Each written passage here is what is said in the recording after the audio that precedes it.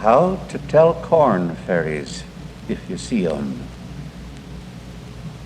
If you have ever watched the little corn begin to march across the black lands and then slowly change to big corn and go marching on from the little corn moon of summer to the big corn harvest moon of autumn, then you must have guessed who it is that helps the corn come along. It is the corn fairies. Leave out the corn fairies and there wouldn't be any corn. All children know this in the Rootabaga country. All boys and girls know that corn is no good unless there are corn fairies. Have you ever stood in Illinois or Iowa and watched the late summer wind or the early fall wind running across a big cornfield? It looks as if a big long blanket were being spread out for dancers to come and dance on. If you look close and if you listen close, you can see the corn fairies come dancing and singing. Sometimes. If it is a wild day and a hot sun is pouring down where a cool north wind blows, and this happens sometimes, then you will be sure to see thousands of corn fairies marching and counter-marching in mocking grand marches over the big long blanket of green and silver. Then too they sing. Only you must listen with your littlest and newest ears if you wish to hear their singing.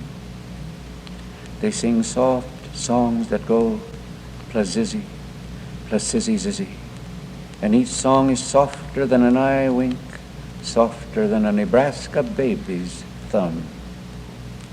And Spink was a little girl living in the same house with the man writing this story, and Skabooch, who was another little girl in the same house. Both Spink and Skabooch are asking the question, how can we tell corn fairies if we see them? If we meet a corn fairy, how will we know it? And this is the explanation the man gave to Spink, who was older than Skabooch, and to Skabooch, who was younger than Spink. All corn fairies wear overalls. They work hard, the corn fairies, and they are proud. The reason they are proud is because they work so hard.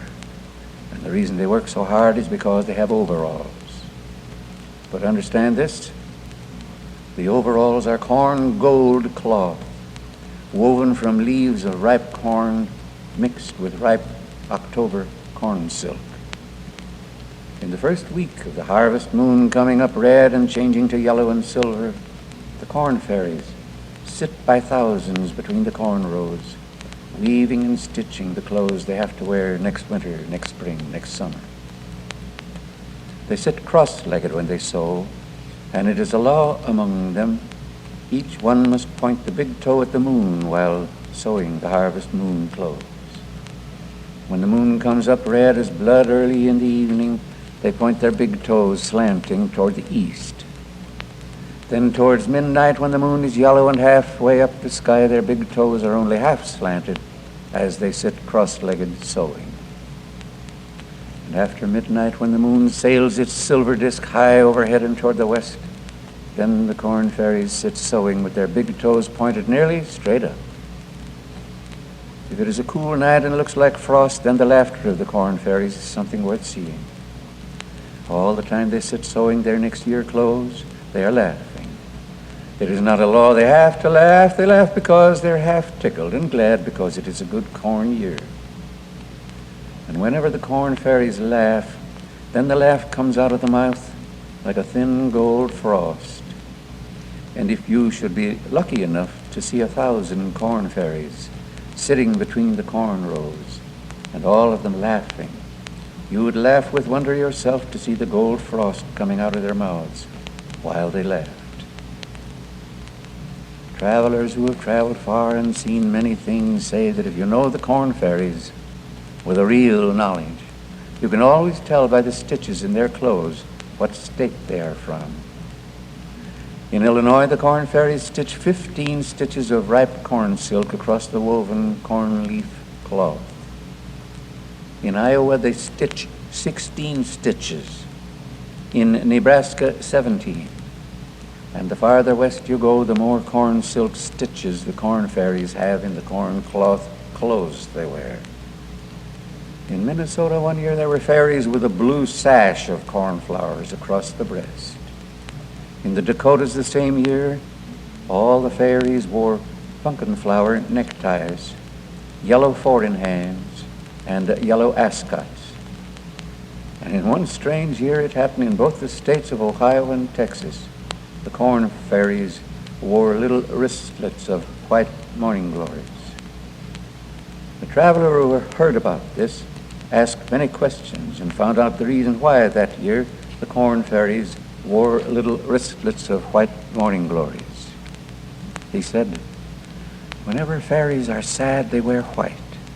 And this year, which was long ago, was the year men were tearing down all the old zigzag rail fences.